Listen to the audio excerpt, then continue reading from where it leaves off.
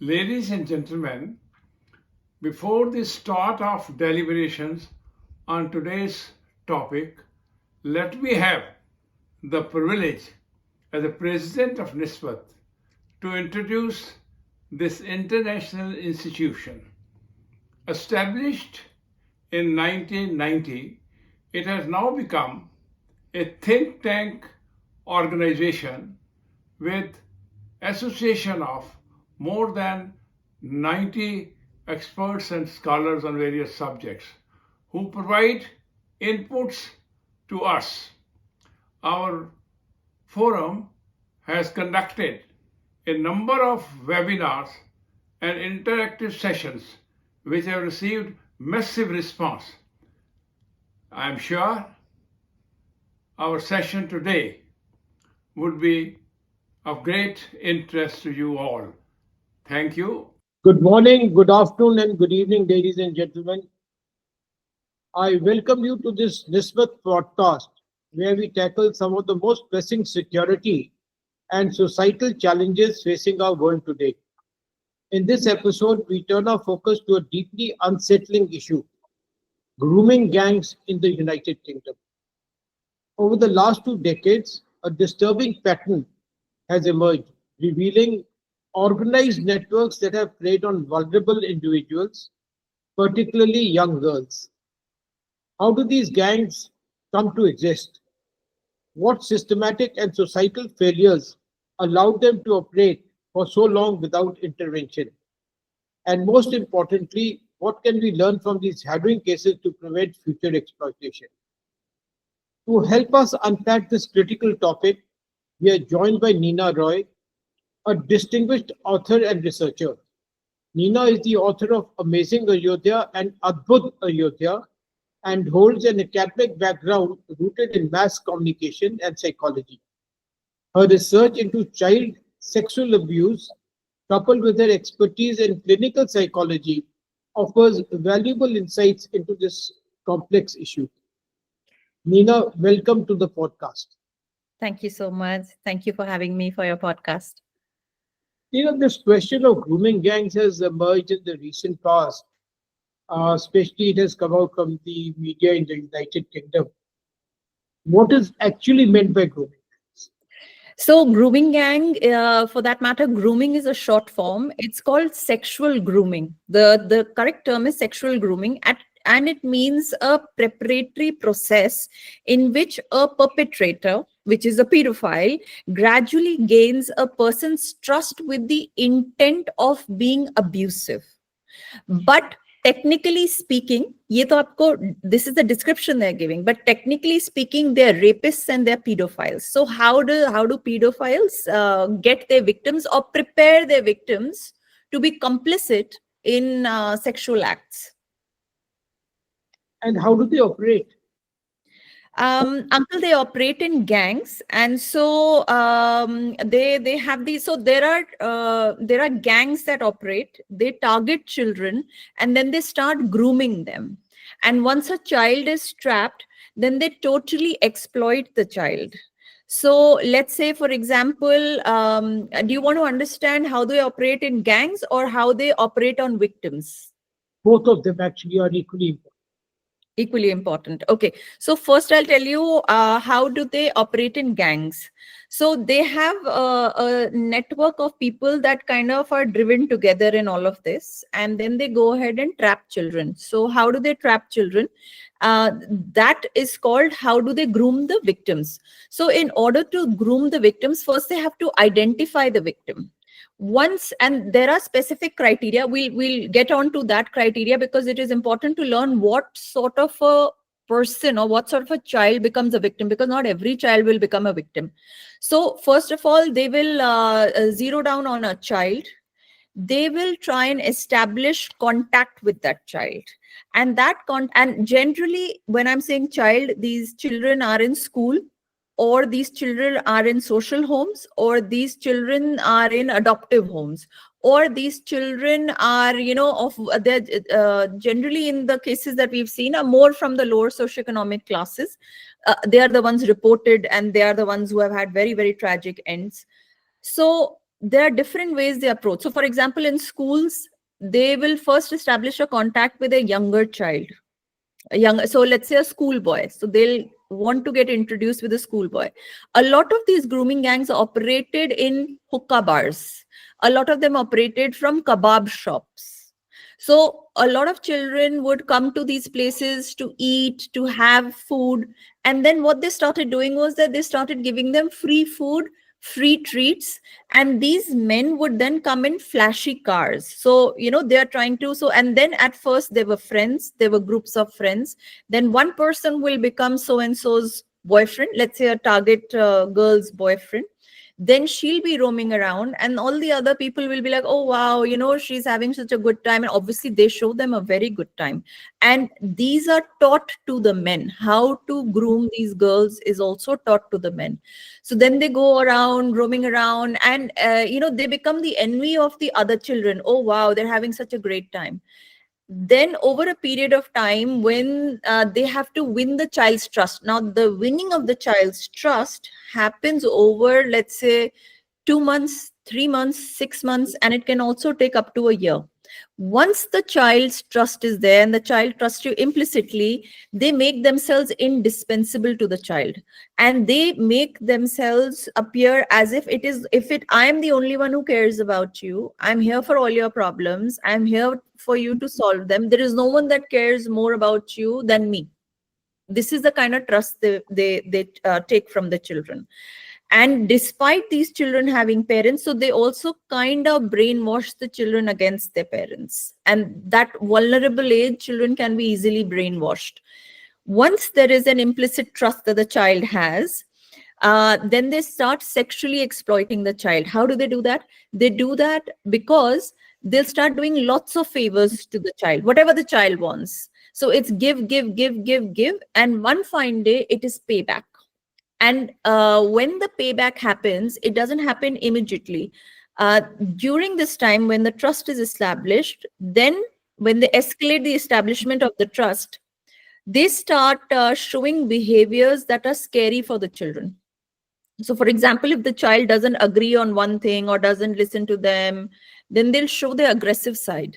So the child gets scared. So for example, these children, or even for the adult, for that matter, even adults who get trapped into all of this, they feel like they're walking on eggshells and they cannot manage to offend this person because it will have consequences. So what are these signs that they show? Rage, the intent to harm if they are not listening to them, the intent to cause them damage, or the capacity that they can cause them damage. So these are few things, and they instill fear in the person.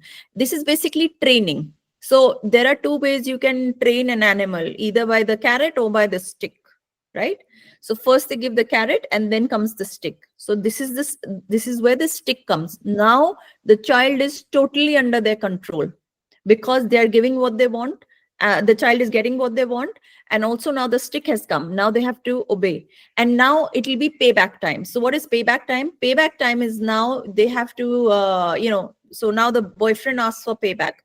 The boyfriend will they're obviously sexually exploited by the boyfriend. Now the boyfriend will say, you have to sleep with this man today, you have to sleep with this man today. Some of them also get these children get involved into drugs, so they'll make them addicts. So alcohol, hard drugs, food, everything.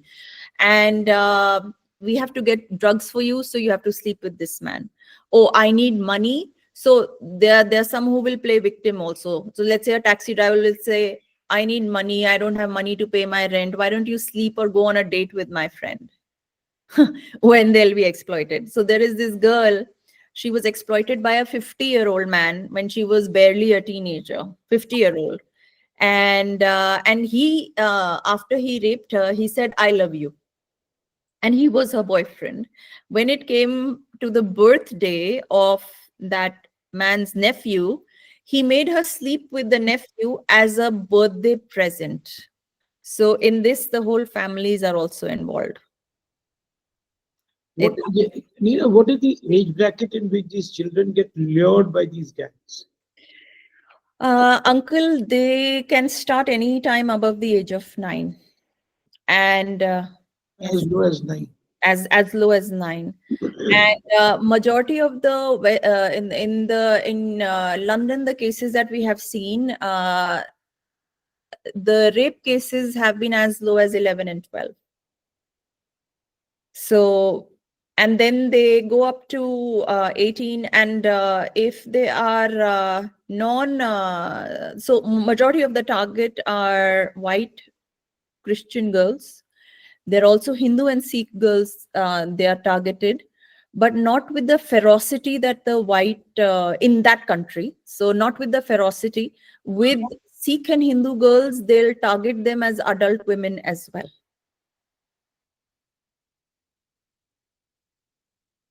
What is the aim behind these grooming gangs when they get hold of these children or women to sort of, be a part of their gang? What is the actual aim? Is just sexual harassment, or is there anything else?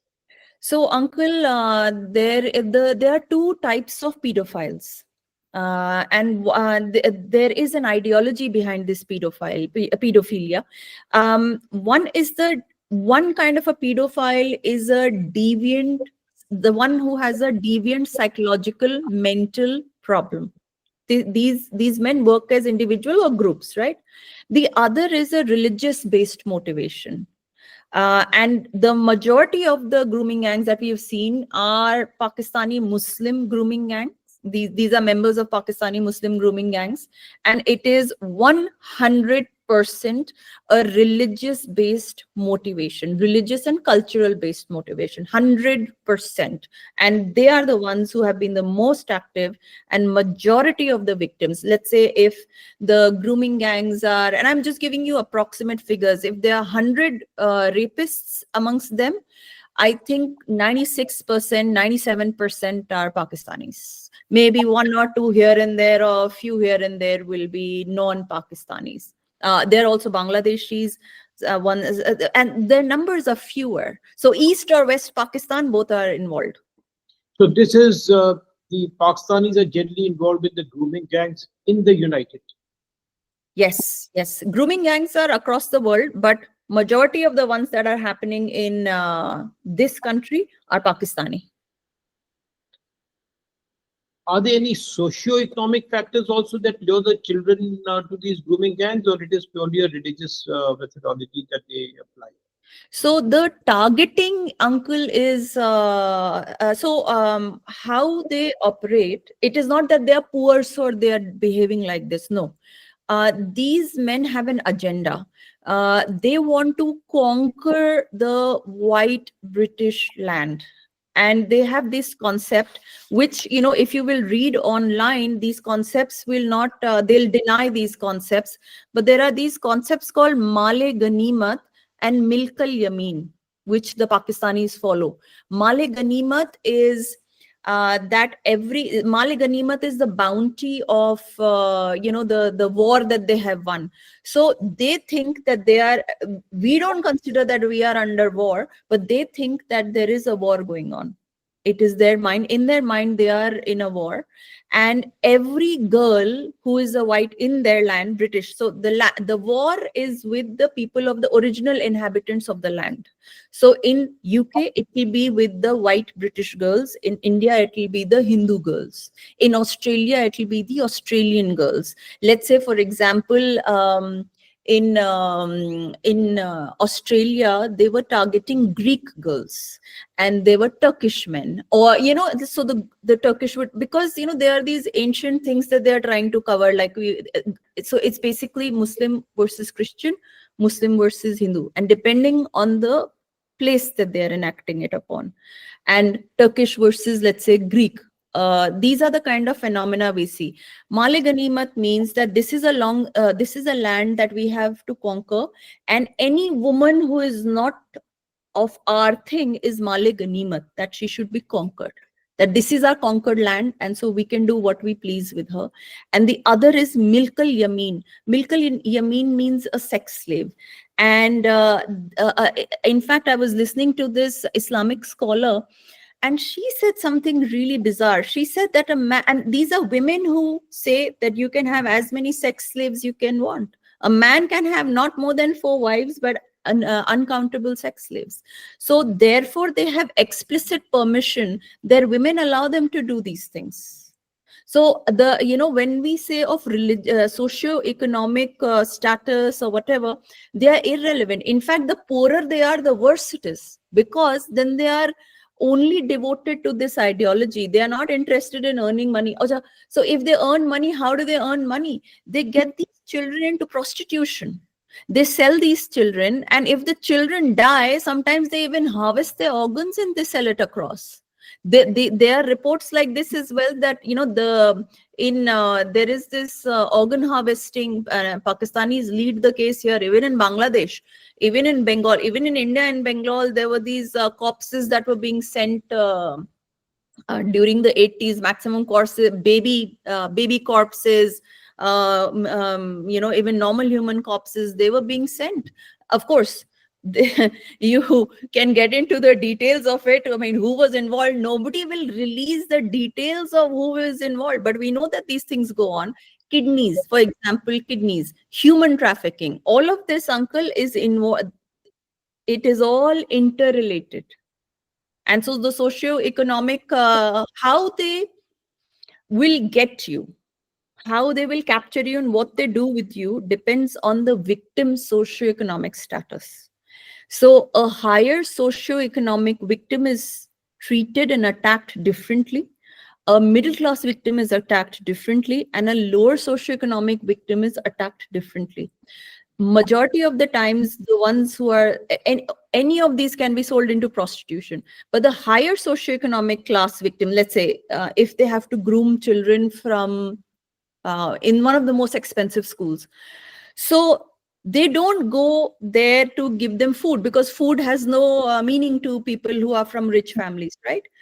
They have all their needs met. So what do? They attack them ideologically. They'll say, oh, look at these children.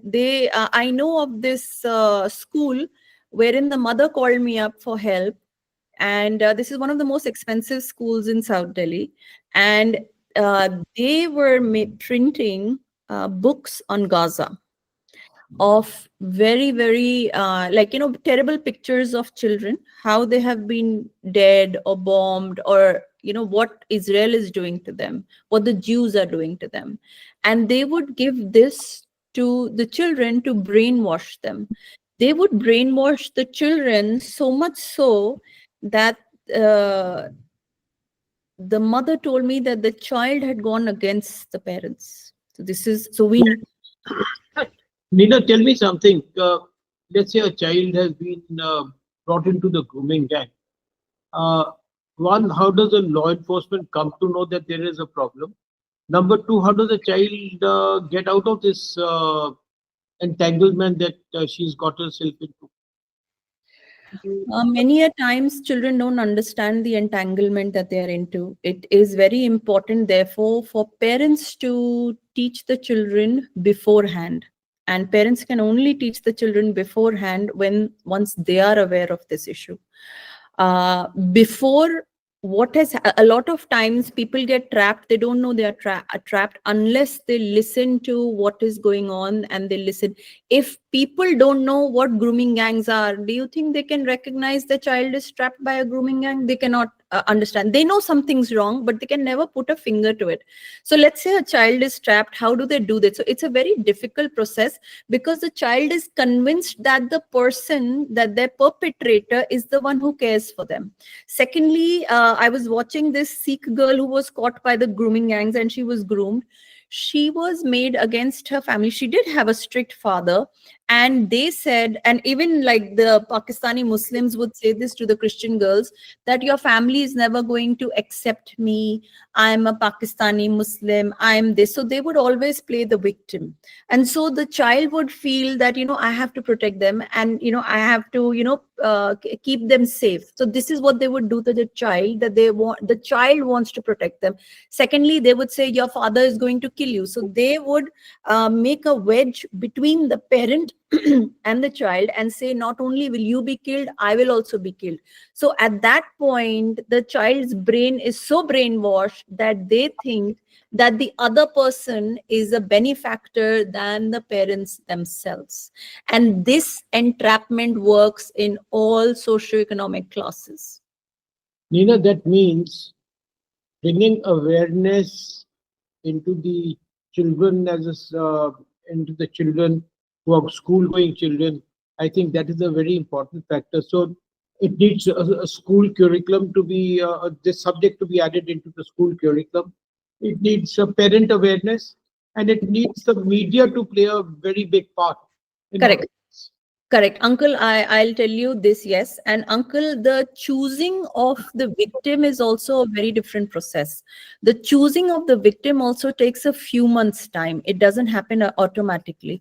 So whether it is pedophiles or individual pervert pedophiles or grooming gangs, they choose the victims very differently. And if, parents like to wash their hands of these things, but one of the biggest problems that I have seen is that the parents are responsible at a lot of places.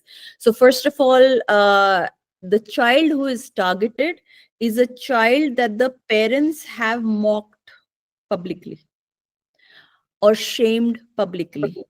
So parents have to learn not to break the boundaries of a child. If a mother or a father are breaking the boundaries of a child, not allowing the child this, walking into the bedrooms without permission, walking into the bathroom without permission, unnecessarily punishing the child, shaming the child in front of people, mocking the child in front of people, or making the child a scapegoat, 100 out of 100, if there is a perpetrator around that child, the child will be targeted.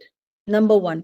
And I'm not saying this. This is what the pedophiles say. How do they target children? Secondly, when this happens to children, other people laugh. The children become isolated and lonely. So lonely children are targeted. In certain cases, in let's say the UK, the parents were working class people. Working class people means that they are doing these 9 to 5 labor jobs. And there was one father whose daughter went to a private school. Private schools are very expensive, and he thought he was working 2 jobs, and the child was good, and he thought he was giving a good education to that child, but unfortunately that child was trapped by someone. And so he thought he was doing the best as he could as a father by giving her a good education, but in that process he neglected the child, in the sense he was not there physically. So if parents are neglecting the children's, this is called parental neglect. So if there is either direct or indirect parental neglect, that child will get trapped. Then there were these rumors that the girls who are trapped are either drug addicts or something like that. This is not true. Even children from good families can get trapped if these conditions are being shown. And of course, people from the lower socioeconomic classes, they'll be in more need for, let's say, having a good time, eating this, or going around here, or alcohol, whatever. And the third or fourth thing that I have observed is that you see, you are a product of your environment.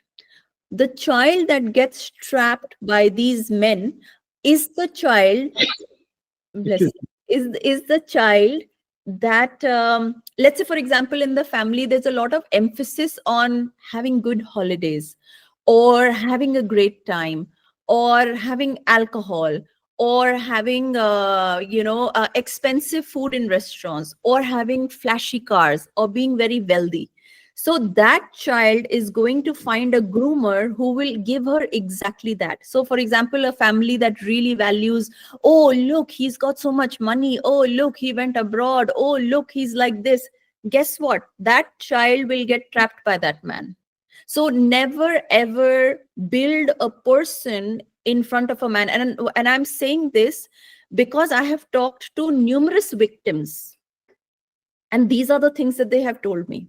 And most, yeah. In a city, are there more than one grooming gangs, and do they have Yes. gang wars amongst themselves? No, they don't have gang wars amongst themselves, and there are more than one gangs. In fact, they have particular houses as well. So when the individual grooming is going on in the UK, in the beginning, when their boyfriend girlfriend thing going on, so there's another. So in India, we call it love jihad. There they call it grooming gang, and so one of the modus operandi is called the boyfriend girlfriend tag. So in the beginning, they'll take the victims to, let's say, to their sister's house, to some relative's house. You see? So, in the beginning, they'll roam around like this. And when it comes to gangs, sometimes they have these houses. So I was listening to this case wherein there was a mosque and there was a house next to the mosque, near the mosque.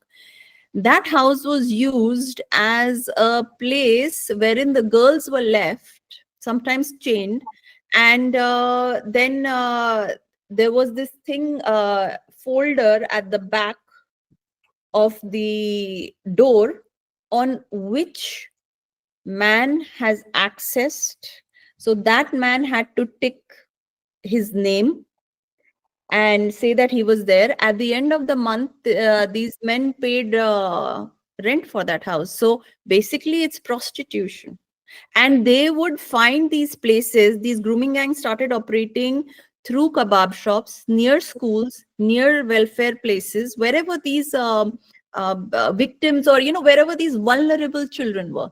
So they don't have gang wars, they share the girls. So if they get a girl trapped, they send each other messages that this one is trapped. There are also sites wherein they put the pictures of these girls. So there is this they change the names whenever they put this across. So there was this girl called Sally.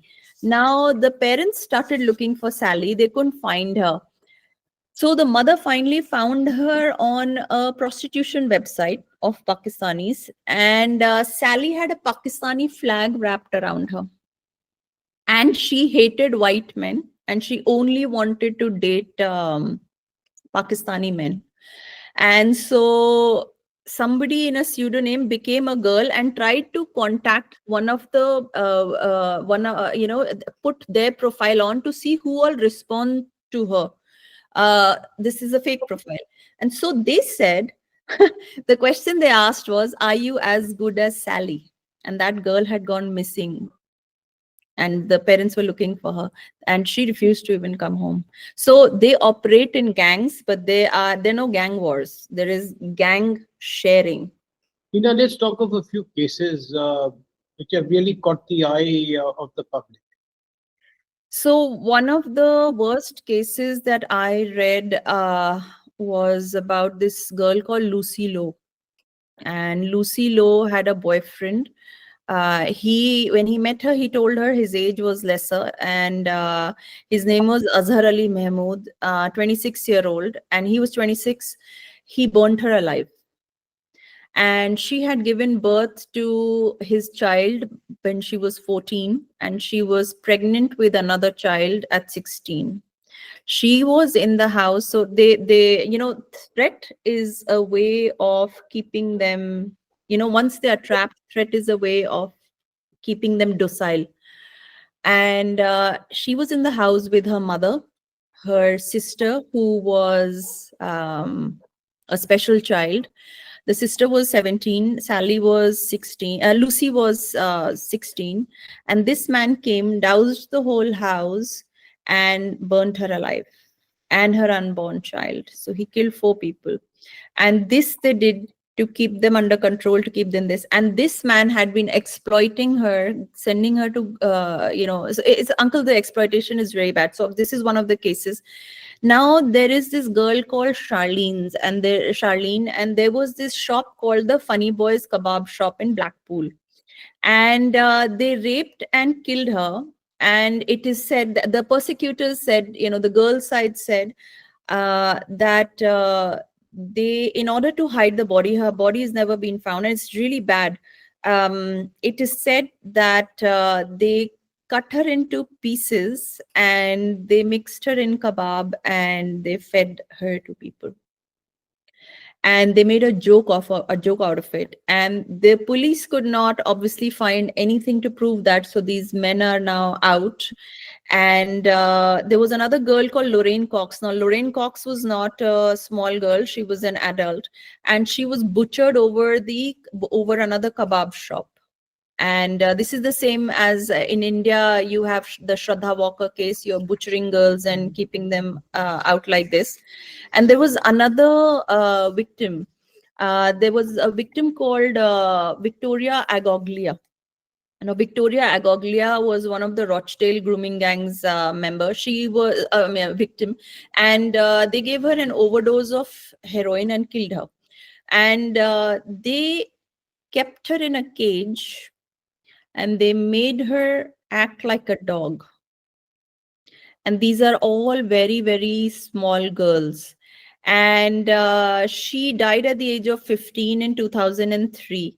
And I believe in this gang, 96 men were identified. And these people, she was raped in turn for cash, alcohol, and hard drugs. The main man accused was a 50-year-old. So she's 15, and the main accused is Muhammad Yaqub, who's a 50-year-old man. And these people were being used, these girls were being used as sex slaves. Now, there's another very, very terrible case. I think she's just identified as girl C.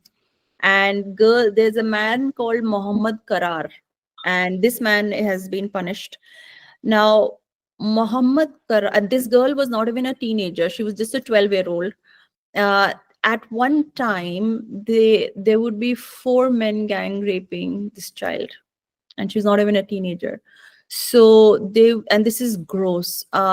They would they would first put a ball in her mouth so she doesn't scream, and then they would put a pump in her anus to expand it so that 2 men at a time could fit there. And at a time, they were being raped by 4 men. So imagine a 12-year-old child is being raped by 4 men simultaneously. And if the girls would resist, they would beat them up, they would get thrashed, and he would hit her. And this man was such a sadist that he actually branded her backside with his initials, like how we brand animals with the hot rods. So he branded his initials on her backside. And it is just horrific. They would use instruments to rape them. Like, for example, he hit her with a baseball bat. He raped her with a baseball bat. It's just gross. I'm just telling you some of these cases. They're horrible to listen also. Yeah. Let's move on, Neena. There are other countries besides the United Kingdom facing similar issues? Yes, uncle. In India, we face it. Pakistan, India, Bangladesh, Britain, and also Australia. In Sydney, there is this thing called the Sydney Rape Gang. There was this incident wherein such a thing was happening. This is not as widespread as it is spread in the UK, because the authorities are pretty much complicit in all of this. In India, we call them rape jihad and love jihad. So how they operate are very differently. I had myself interviewed one of the girls who was a victim of love jihad. And the modus operandi is the same. Once you get married to them, then they start asking you to sleep with other men, including the father-in-law. And the logic that they give is, that's what the girl told me, is that the mother-in-law was the one who was forcing her to sleep with the father-in-law, saying that she was a widow who got married again, but the man was a drug addict. So she had to get a divorce from that man. And then she had married the son. So 3 men. So she said, you've already slept with 3 men. What difference does it make that you sleep with the 4th? That is the father-in-law. This is the mother-in-law telling the daughter-in-law. And then she said, no, I'm not going to do that. And then she figured out that they had made plans to go to Dubai. In Dubai, they would go take these girls and make blue movies and supply these girls to other men. And at that point, she ran away from there. And that's when I had into these social organizations had intervened and asked me to speak to her. So I'm telling you, these are girls who have said this. So love jihad, rape jihad, works in India, Pakistan, Bangladesh. So, Neena, what you're saying is that these are in other countries also besides the United Kingdom, In and Europe, they're all Muslim in origin. yes, majority of them. Majority of them are. All of them, even this family, this is why they are called love jihad and rape jihad. In India, there is more awareness of it, so fewer girls are being trapped. I'm happy that India is at least, because I think the media's got a lot of role to play. The schools all have a lot of role to play, and Uncle, also unfortunately, it is not the media is doing the opposite work. The people, if you listen to, if anybody is listening to this intently, I would highly recommend them to see the work of two men. One is Tommy Robinson, the other is Raja Mia.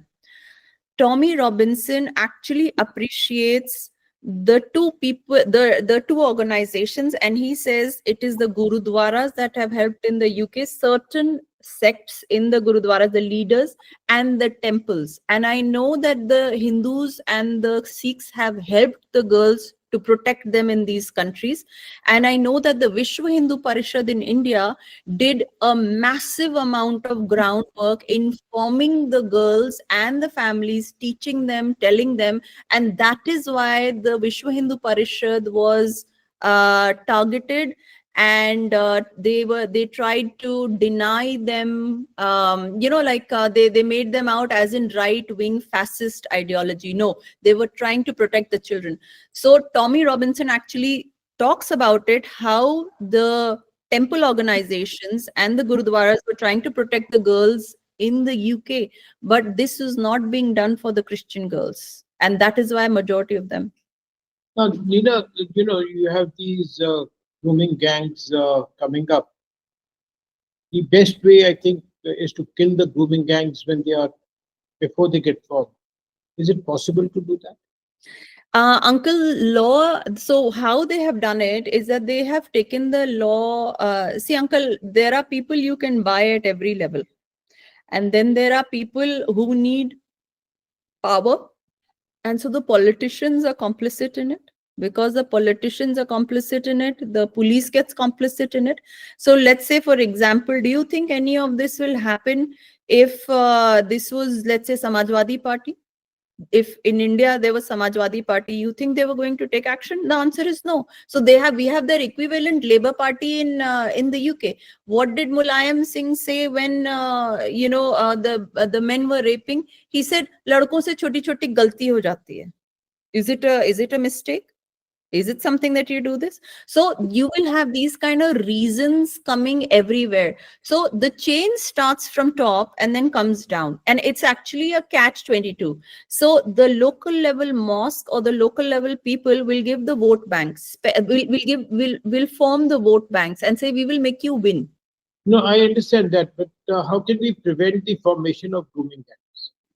We cannot prevent the formation of any grooming gang, but we can warn our people that this is a gang, how do they operate, and how will you be targeted. It is very important for individuals to start behaving like this.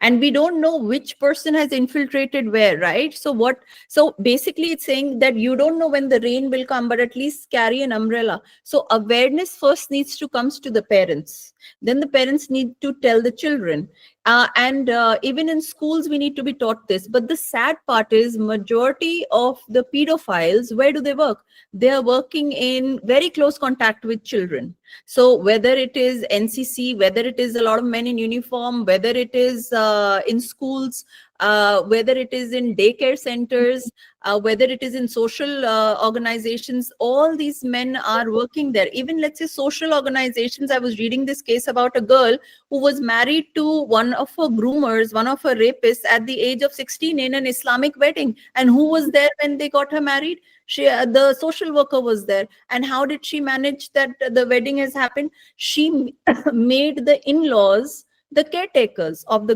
girl. So you see, there's complicitness at every level. That girl obviously did not have anybody to protect her. The social services did not do their job. But in India, if we are from the educated class, we are watching this, we can at least tell our children, warn our children. That's provided that we know what's going to happen. We know what we are doing. So I think, Neena, we've discussed a lot of issues today, and it's given the people a lot of food for thought. And I think the key issues that sort of come up is awareness, Yes. accountability, and proactive intervention are keys to preventing future exploitation of children by grooming gangs. Correct. And I'll tell you something, Uncle. There is a little test that a lot of adults can do. And so if anybody is listening to this, I'll give them a very small test that they can figure out whether this person is complicit with the gang or not complicit with the gang. So anytime there is an abuse that happens, it's called a triad of abuse. Abuse doesn't happen in isolation. There is a victim, there is a perpetrator, which is the pedophile or the grooming gang, and there is an enabler. The enabler makes all these things happen. And the enabler makes sure that the grooming gang or the pedophile is not punished. So, and if the punishment is going to happen, they'll say, oh, it was the victim's fault, or it was like this, or it was like that. And then they will enable this person and they will block help to the victim. So till the time this triad is going on, you can't save the children. You can't do anything like that. So a simple question to ask is, in your own social circle or whatever, you figure out how many people are okay talking about grooming gangs, how many people care about grooming gangs. And you can say, oh, what should be the punishment for these children? And you see the responses. Any man who says that they should not be punished harshly is a person who is either an enabler or a pedophile himself, or has those tendencies.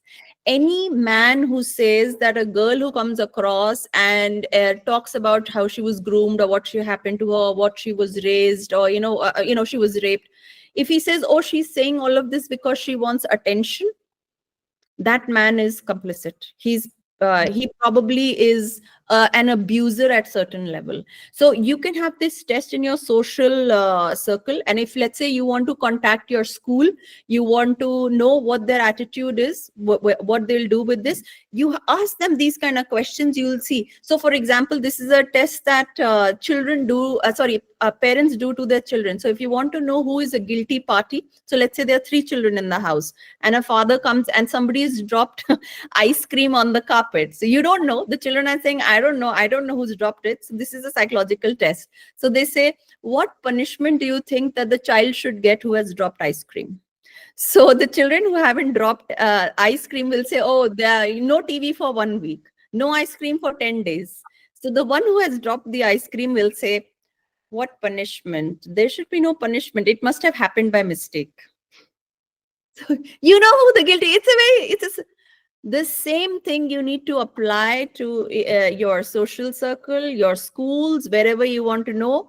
And if you feel that the principal or the teachers are not listening to you, they are not willing to educate your child or willing to teach the children, please understand that school is complicit with what is going on, and your child is under risk, and you must.